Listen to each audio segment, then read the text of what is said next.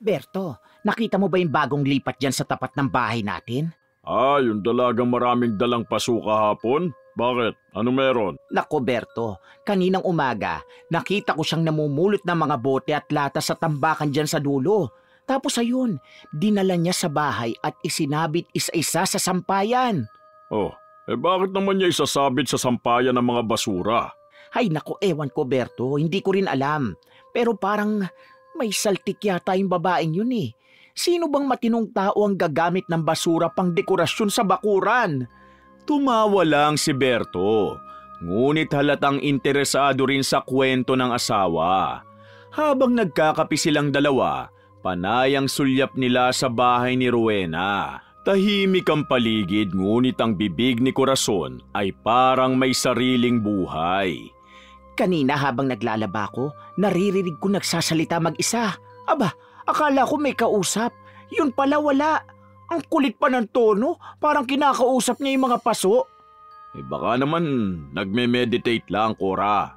Meditate? Aba, kung ganyan ang pagme-meditate, delikado yan. Maya-maya pa ay may kumatok sa pinto. Agad na tumayo si Corazon. Nagmamadaling binuksan.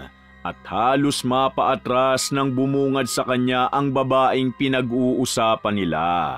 Si Rowena. May dala itong mangkok na may takip at may ngiti sa labi. Magandang araw po. Ako nga po pala yung bagong lipat dyan sa tapat. Ako po si Rowena. May dala po akong ulam. Niluto ko po ito. Nako, ano namang klaseng ulam yan? Bakit kulay itim? Dinuguan po yan. Masarap po yan. Tikman niyo po. Napatitig si Corazon sa mangkok. Maitim, malapot at hindi kaaya-ayang tingnan. Nang tumingin siya sa mukha ni Rowena ay ngumiti ito. Yung ngiting inosente ngunit may kapintasan sa mata ng isang tulad ni Corazon. Napansin niyang puro itim ang ngipin ng babae. Marahil dahil sa dinuguan. Imbis na magpasalamat, sinara ni Corazon ang pinto habang hawak ang mangkok. Berto, tignan mo to. Nakakadiri naman ng babaeng to. Hindi marunong magsipilyo. At yung mangkok, Diyos ko, ang dumi oh. Ang daming itim-itim sa gilid. Ano ba yan, Cora? Mukhang masarap naman ah. Paborito ko pa naman to. Akin na. Huwag mong kainin, Berto. Sinabi ng madumi. Hindi na natapos ni Corazon ang sermon niya. Agad nang tinikman ni Berto ang dinuguan. Nung unay nasarapan pa siya. Ngunit ilang sandali lang ay napatigil ito at biglang niluwa ang kinain. Nakita nila ang dalawang maliliit na bato sa palad ni Berto. Ay hayop na. Sinong matinong babae ang magluluto ng dinuguan na may sahog na bato? Balak ba tayong lasunin ng babaeng yon? Mapuntahan nga. Cora, saan ka pupunta? Hayaan mo na. Baka hindi lang niya napansin at naisama sa mga sahog. Ngunit hindi na siya pinakinggan ni Corazon. Lumabas ito ng bahay at bit-bit pa ang mangkok. Sumunod si Berto na napakamot na lang ng ulo. Rowena! Rowena, lumabas ka riyan! Paglipas ng ilang sandali, bumukas ang pinto ni Rowena. Lumabas siyang nagpupusod ng buhok gamit ang inunat na plastik. Kalmado ang mukha na lalo lang nagpainit ng ulo ni Corazon. Bakit po? Nasarapan po ba kayo sa luto ko? Merong paborito kung gusto nyo. Mas lalong kumulo ang dugo ni Corazon. Ang ngiti ni Rowena ay tila pang-asar. Pati ang ngipin nitong may bahid pa rin ng itim, tila insulto na sa kanya. Hindi ako pumunta rito para humingi ulit. May bala ka bang lasunin kami? Bakit may mga bato itong dinuguan mo? Pasensya na po. Ganyan lang po talaga ako magluto. Nakasanayan na po sa amin yan eh. Galing pa po sa mga ninuno namin. Mas sumasarap daw po kasi pag may kakaibang sangkap. Natigilan si Corazon. Akala niya ay aksidente lang. Ngunit nang marinig ang paliwanag ni Rowena, ay lalo siyang nainis. Kung ganon, huwag ka nang magbigay ng ulam kung madumi. Kung paniniwala nyo yan, huwag mo idamay ang ibang tao. Saka tignan mo nga tong paligid mo, puro bote, puro basura. Hindi ka lang pala madumi, may saltik ka pa. Cora, hayaan mo na. Bumalik na tayo sa loob. Anong hayaan, Berto? Yang babaeng niya na ubod ng dumi, binigyan tayo ng ulam na may sahog na bato. Kung hindi may saltik yan, ewan ko na lang. Sobra naman po kayong magsalita. Gusto ko lang naman pong magpakilala kaya nagbigay ako ng ulam. Hindi ka namin kailangan makilala. Lalo na kung galing sa'yo ang ulam na yan. Ang dumi mong babae. Pabalagbag na ibinalik ni Corazon ang mangkok. Dahil tuloy doon ay kumalat sa sahig ang dinuguan at may ilang tumalsik pa sa paa ni Rowena. Tahimik lang ang babae. Nakatingin lang habang papalayo ang mag-asawa. Ilang minuto matapos silang umalis, lumapit si Bien. May bitbit itong pako at martilyo. Tila galing sa trabaho, ngunit halata sa mukha ang pag-aalala. Nakita kong ginawa nila. Pagpasensya mo na si Aling Cora. Ganyan talaga yun eh.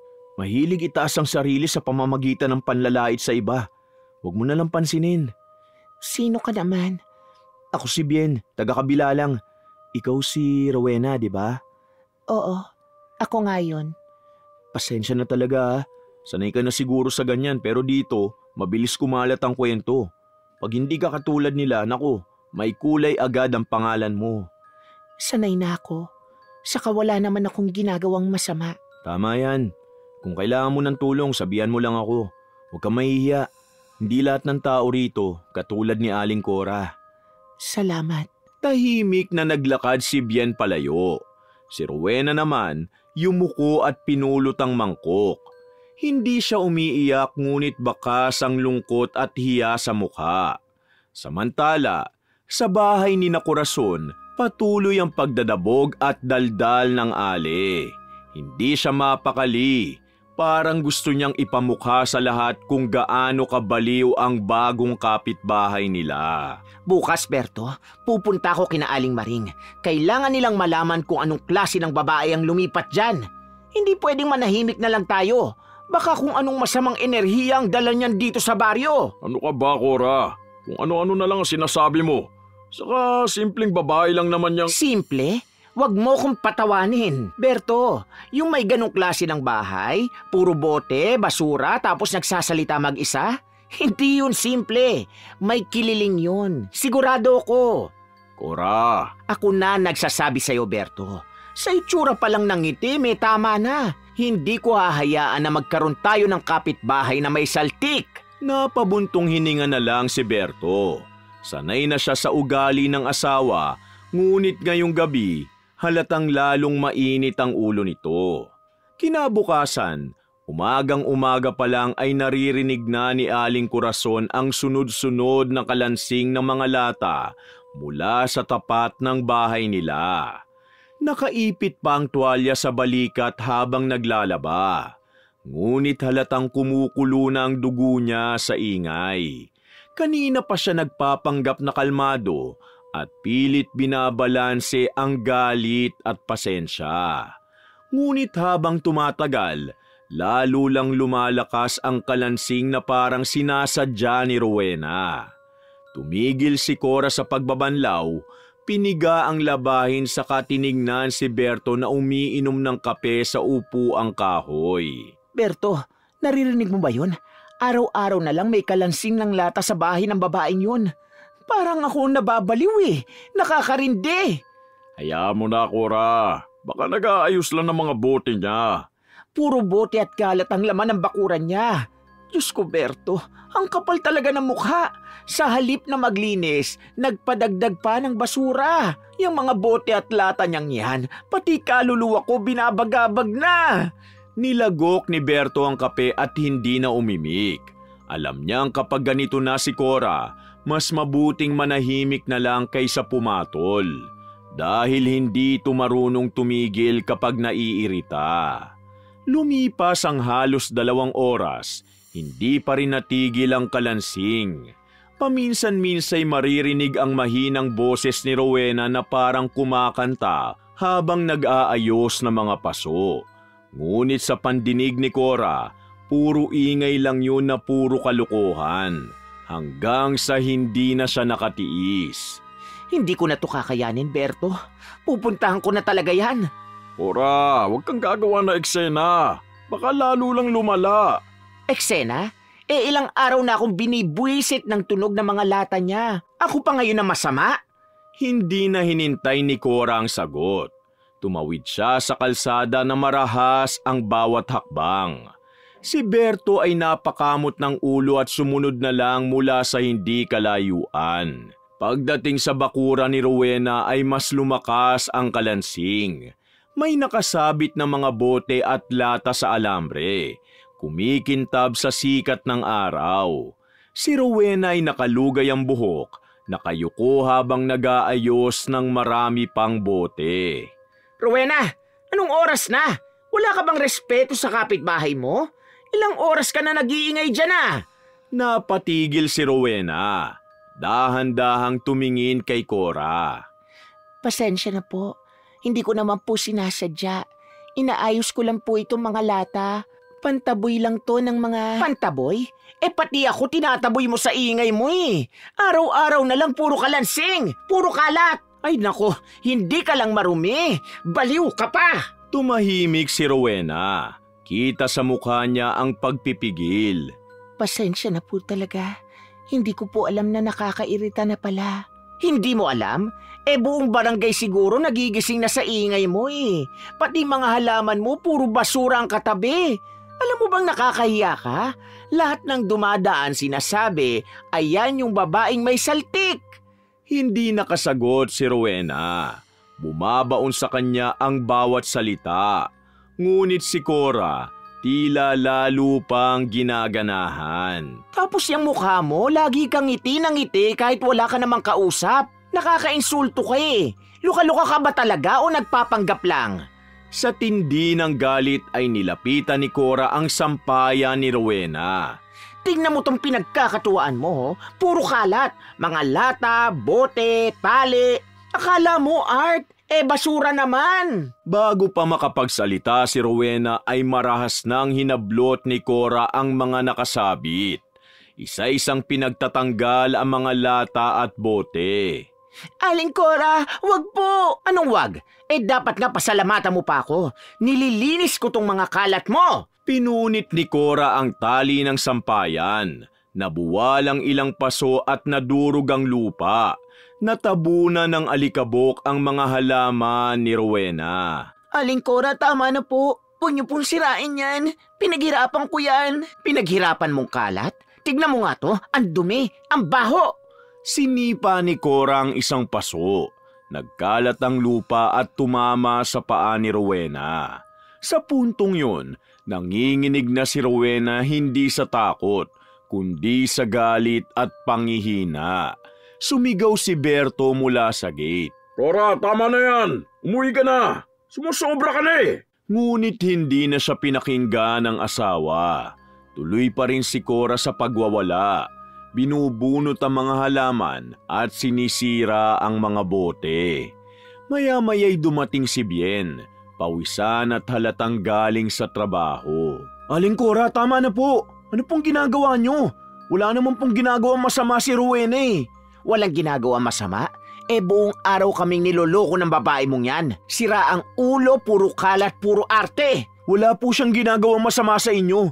Hindi po karapat-dapat yung ginagawa nyo. Tinangka ni Bien na pigilan si Cora. Ngunit bago pa niya ito maawat, nasagi na ni Cora ang paso sa gilid ng pintuan. Nabuwal ito at bumagsak ang isang maliit na altar na yari sa kahoy. May kandila, ilang tuyong bulaklak at lumang rosaryo. Nabasag ang bote ng langis sa sahig, dahilan upang kumalat ang amoy ng mint at dahon. Huwag po, altar ko po yan. Ngunit hindi pa rin huminto si Cora. Tinulak nito ang pinto ng bahay at pumasok sa loob. Tignan mo tong loob mo. Puro bote, puro dahon, puro kalat. Diyos ko, Rowena, ganito ka pala. Hindi bahay to kundi basurahan. Sa sobrang gulat, napaiyak si Rowena. Nilapitan niya ang altar. Pinulot ang nabasag na bote at dahan-dahang tinipon ng mga piraso. Lumabas na po kayo. Maawa po kayo sa akin. Aling Cora, lumabas na po kayo. bago pa may masaktan. Hinawakan ni Bien ang braso ni Cora at marahang inakay palabas. Si Berto ay tulala lang sa gilid, hindi makapaniwala sa inasal ng asawa. Paglabas ni Cora, hawak pa rin ito ang ilang tuyong halaman na parang ebidensya ng kabaliwan ni Rowena. Tignan nyo! Eto ang patunay. Puro dahon at bote ang laman ng bahay niya. Baliw yan! May saltik talaga! Hindi na nakasagot si Bien. Napatingin siya kay Rowena. Nakaluhod sa sahig, nanginginig habang pinupulot ang mga basag na piraso ng bote. Lumapit si Bien at marahang inalalayan ito. Tama na, hayaan mo na siya. Wala kang kailangan ipaliwanag. Alam kong hindi mo sila kayang sabayan, pero hindi mo rin kailangan tiisin. Hindi sumagot si Rowena. Tahimik lang siyang umiiyak habang pinupunasan ng luha sa kamay na may gasgas. Sa labas, naglalakad na pauwi si Aling Corazon. Humihingal at hawak pa rin ang isang piraso ng lata. Hindi ko hahayaan na maging tahimik ang baryong to habang may ganyan dito. Kung di siya aalis, ako mismo ang gagawa ng paraan. Tahimik lang si Berto. Nakatingin sa asawa pero hindi na sumasagot. Sa unang pagkakataon, tila nakaramdam siya ng hiya sa mga salitang binitiwan nito. Sa loob ng bahay, huminto si Rowena sa pagluha. Tahimik siyang nakatingin sa altar na halos gumuho na. Dahan-dahan niyang inayos ang natitirang rosaryo at kandila. Wala naman akong ginawang masama. Sa labas, unti-unting humupa ang kalansing ng mga lata. Ngunit sa isip-isip ni Rowena, parang hindi na ito titigil. At ng gabing yun, ang buong baryo ay tuluyang nakarinig ng pangalan niyang binubulong sa bawat tsismisan. Si Rowena na may saltik. Madaling araw, tahimik ang paligid. Tanging tik-tak ng orasan at huni ng kuliglig ang maririnig. Si Aling Corazon ay nakahiga sa kama at nagigising-gising paminsan-minsan. Kanina pa siya naiinitan, ngunit ngayon ay may kakaiba. Pakiramdam niya, may namamaga sa loob ng bibig niya na parang may nakabara. Dahan-dahan niyang hinaplos ang labi niya at doon niya naramdaman ang pamamaga. Mainit, masakit at mabigat. Bumangon siya at humakbang papunta sa maliit na salamin sa dingding at napasigaw sa gulat. Hirap siyang magsalita kaya niyugyug niya ng malakas si Berto. Napabalikwas si Berto, pupungas-pungas at agad napatingin sa asawa. Ano nangyari sa'yo, Cora? Hindi makapagsalita si Cora. Halos hindi maibuka ang bibig. Ang labi niya ay namaga at ang dila niya ay parang nilamon ng sariling bunganga. Hindi niya maikilos yun at halos hindi rin siya makahinga. Diyos ko, Cora, ano nangyari sa labi mo? Ang laki! Parang ube! Pilit na nagsalita si Cora ngunit puro kalabog at ungol lang ang lumabas. Itinaas niya ang kamay niya upang ipakita kay Berto na may mga pasa na kulay ube rin at parang namamaga. Bakit ganito ang kamay ko?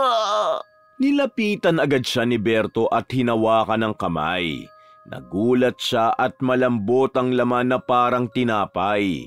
Kapag pinisil ay bumabakat ang daliri. Cora, masakit ba? Tumangulang si Cora. May luha na sa mga mata niya. Hindi lang dahil sa sakit, kundi dahil sa takot. Magbihis ka. Dadaling kita sa health center. Tumangulang siya habang hawak ang bibig. Niyakap siya ni Berto at magkasabay silang lumabas ng bahay. Tahimik ang buong kalsada, walang katao-tao. Tanging yapak ni Berto at mahinang daing ni Cora ang maririnig. Pagdating nila sa health center, mabilis silang pinapasok ng mga nurse. Iniupo si Cora sa isang kama habang nilalapitan ng doktor. Sinilip ng doktor ang loob ng bibig ni Cora. Hinawakan ng baba nito at tinapik-tapik ang pisngi. Kinuha ang maliit na ilaw at sinuri ang lalamunan. Pagkatapos ay tinignan ng mga kamay niyang may mga pasa. May isang nurse na nagsusulat at isa pa na nakamasid lang. Si Berto naman nakatayo sa gilid, pawis na pawis at hawak ang tuwalya. Pagkalipas ng ilang minuto, ibinaba ng doktor ang chart at nag-usap sila ng mga nurse. Walang masyadong ekspresyon sa mukha. Maya-maya, lumapit ang doktor at may inabot na reseta kay Berto. Nakasulat doon ang pain reliever, antihistamine, tubig at pahinga. Allergic reaction. Yun ang sabi, walang dapat ipag-alala.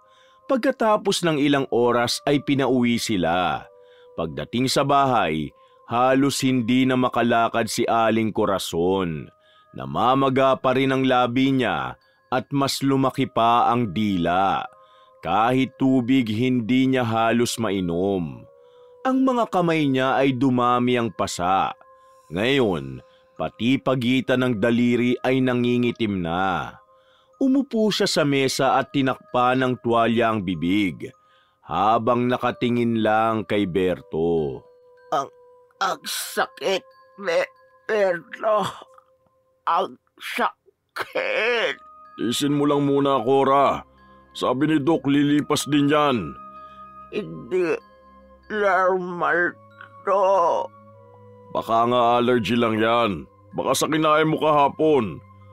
Hindi ganito ang allergy. Halos hindi maintindihan ang mga sinasabi niya. Bawat bigkas ay may kasamang pighati at garalgal.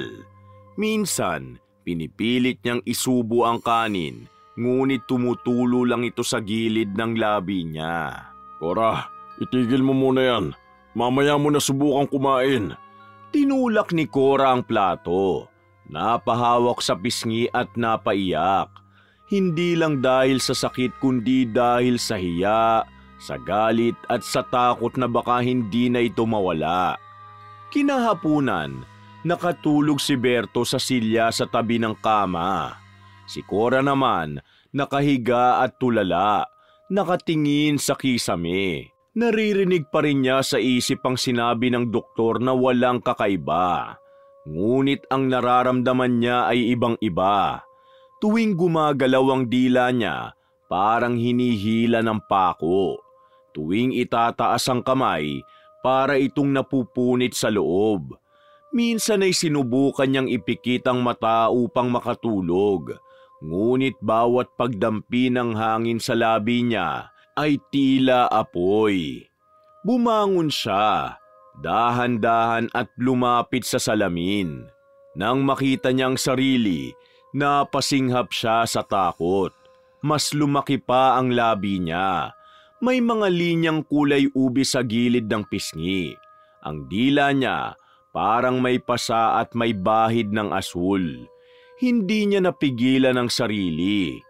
Nagsimulang tumulo ang luha niya habang nakatingin sa refleksyon. Kung sino man ang babaeng nasa harap niya, hindi na siya yun. Bakit ako? Hindi niya alam kung kanino siya nagtatanong. Sa Diyos, sa sarili o sa kung sino man.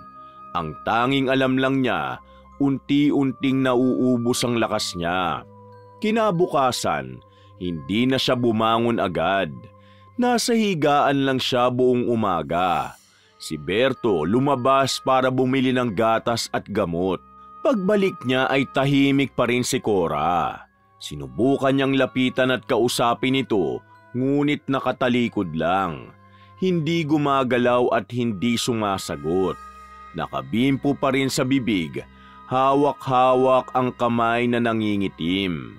Paglipas ng ilang oras, maririnig na naman ang mahinang pag-iyak. Minsan mahinang singhot, minsan garalgal na iyak na pinipigilan. Walang mas malakas na ingay sa bahay ngayon. Wala na ang boses ni Cora na laging nagrereklamo. Wala na rin ang kalansing ng mga lata mula sa kabila. Tahimik na tahimik. Sa kabilang bakod, nakaupo si Rowena sa harap ng maliit na altar. Nakasindi ang kandila.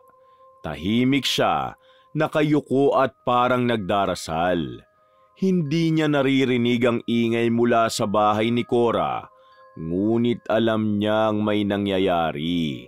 Ramdam niya sa hangin. Mabigat, malamig, tila may bumabalot na hindi maipaliwanag na pakiramdam. Sa kabilang bahay, si Cora ay nakapikit. Nilalabanan ng sakit sa bibig at kamay. Gusto niyang sumigaw ngunit walang tinig na lumalabas. Gusto niyang kumain, subalit hindi siya makalunok. Kahit anong gamot ay walang epekto. Kahit anong pahinga ay walang ginhawa. Sa bawat pagdaan ng oras, tila may mabigat na kamay na dumidiin sa kanya na hindi niya nakikita. Ngunit ramdam niya. Ang dating matapang na bibig na sanay manghusga, ngayon ay puno ng pamimilipit at pighati. Ang kamay na sanay mangdura at manira, ngayon ay nangingitim, lumalambot at halos hindi na kayang kumilos. Pagsapit ng gabi, si Berto ay nakatulog sa silya at pagod na pagod. Si Cora naman, nakahiga lang, tulala at nakatitig sa kisame. Tumutulo ang luha sa gilid ng mga mata, habang marahan niyang hinahaplos ang sariling labi. Bakit ako nagkaganito? Mag-aalas 12 ng tanghali. Tahimik ang bahay ni na Aling Corazon. Nakatayo si Berto sa tabi ng kama, pawisan habang pinupunasan ng bimpo ang noo ng asawa. Ilang araw na mula nang magsimula ang pamamaga, ngunit sa halip na gumaling, lalo lang lumalala. Namamaga na ang leeg ni Cora. Ang dila ay halos hindi na magkasya sa bibig. Hindi na siya halos makapagsalita ng tuwid. At ang mga kamay niyang nangingitim ay tila unti-unting natutuyo. Cora, uminom ka muna ng gamot. Baka sakaling gumaan ang pakiramdam mo. Umiling lang si Aling Corazon. Umiiyak habang tinatakpan ng bibig. Bawat galaw ng panga ay may kasamang kirot na parang tinutusok ng karayom. Hindi na niya alam kung alin ang mas mabigat, ang sakit o ang hiya sa sarili. Berto, baka mamatay na ako. Huwag ka magsalita ng ganyan, Cora. Lilipas din to. Baka nga tama ang doktor. Allergy lang. Ngunit kahit anong salita ni Berto, halata sa mukha niya ang takot. Hindi ito ordinaryong karamdaman. Ang itsura ni Cora ngayon ay parang nilulumpo ng isang bagay na hindi kayang ipaliwanag. Kinagabihan, hindi na mapakali si Berto. Kaya kinaumagahan ay nagpasya siyang pumunta sa simbahan upang humingi ng payo. Ilang sandali pa, dumating si Father Lito sa bahay. Tahimik siyang pumasok. Hawak ang rosaryo at nang makita si Cora, ay bahagyang napailing. Kumusta na po kayo, Aling Cora? Hindi agad sumagot ang babae. Halos hindi niya maibuka ang bibig. Umupo si Father sa gilid ng kama. Pinunasan ng pawis ni Cora at marahang nagsalita.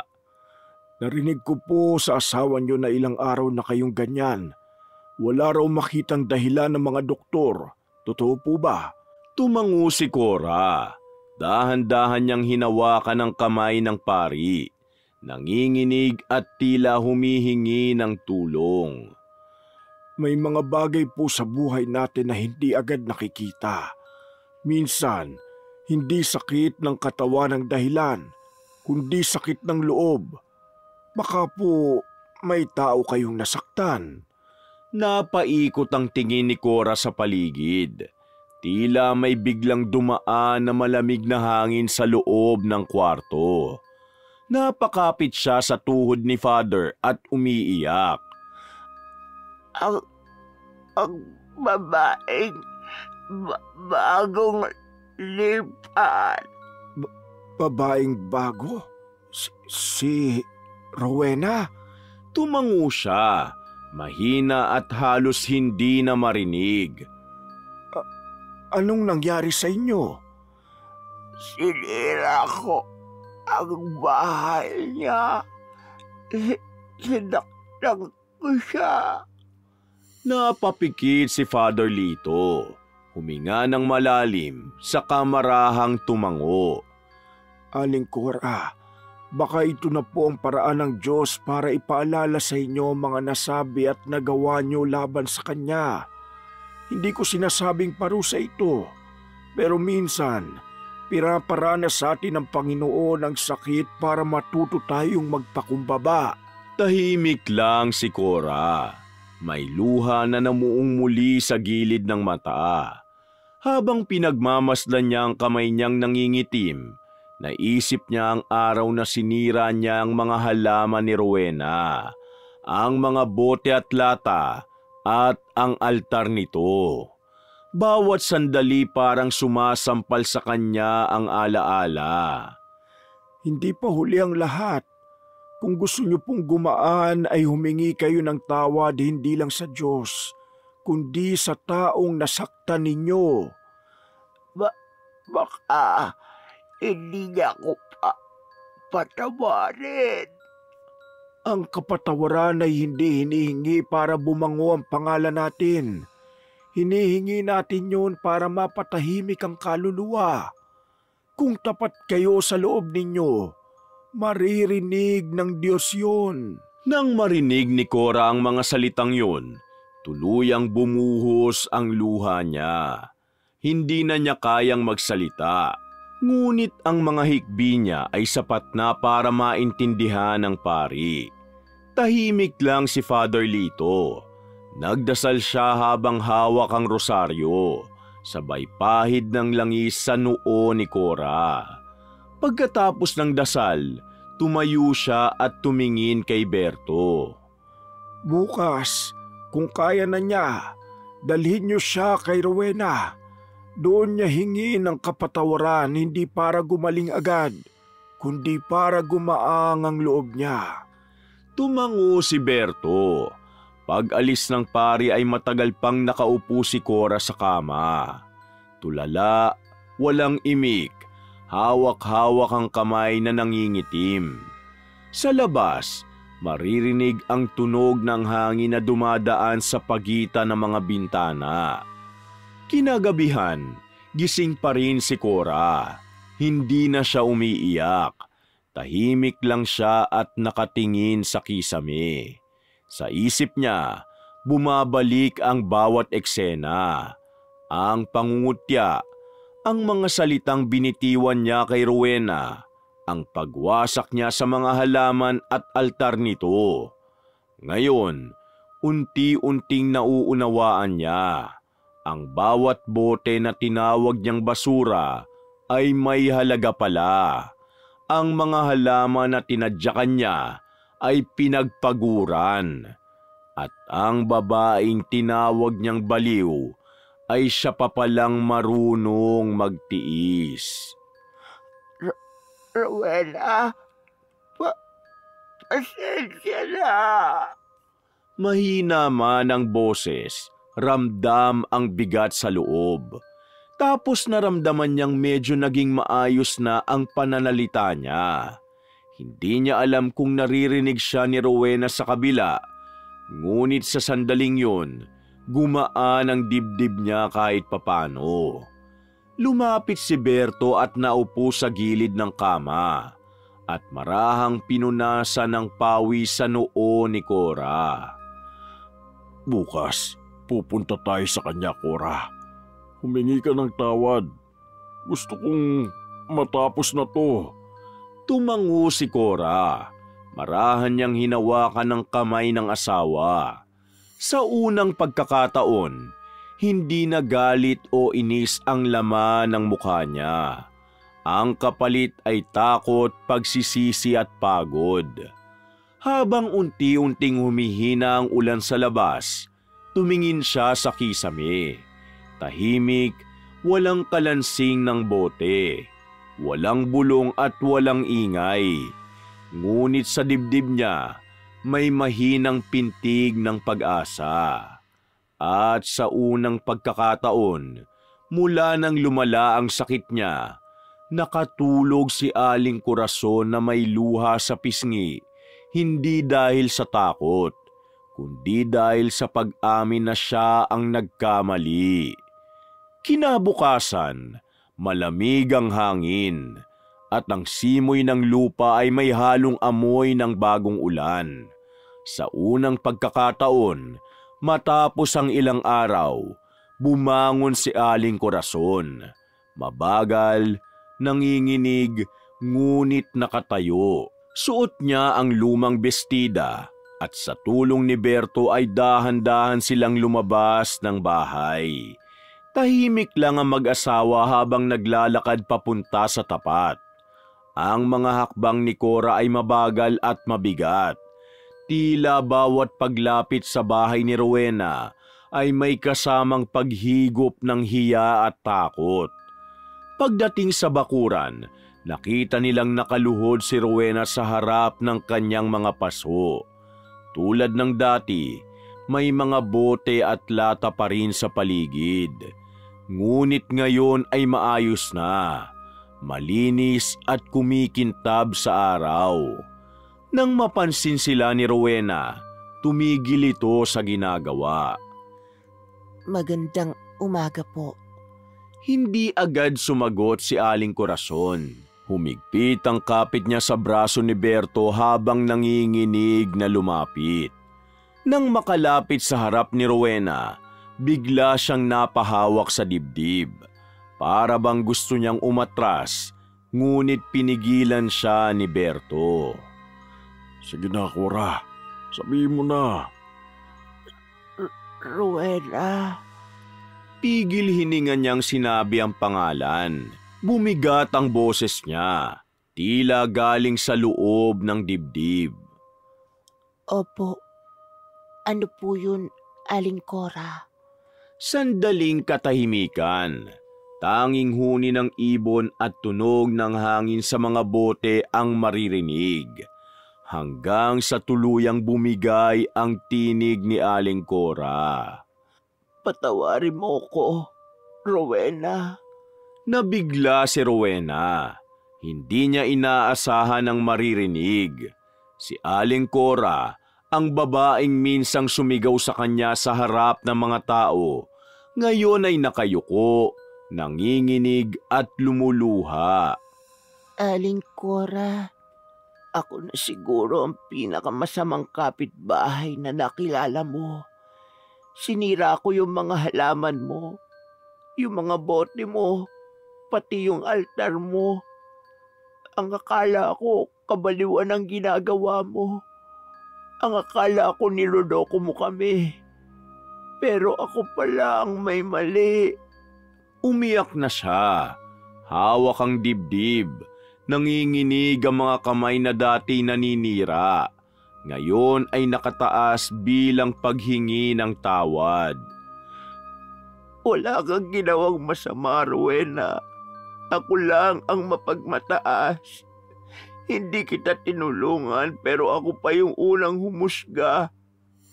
Lahat ng salita kong binato sa'yo, gusto ko sanang bawiin. Pero huli na, ang sakit ng katawan ko. Marahil yun ang ganti ng mga salitang binitiwan ko. Tahimik lang si Rowena. Dahan-dahan siyang lumapit. May lungkot sa mga mata niya. Nakita niyang nangingitim pa rin ang mga kamay ni Cora.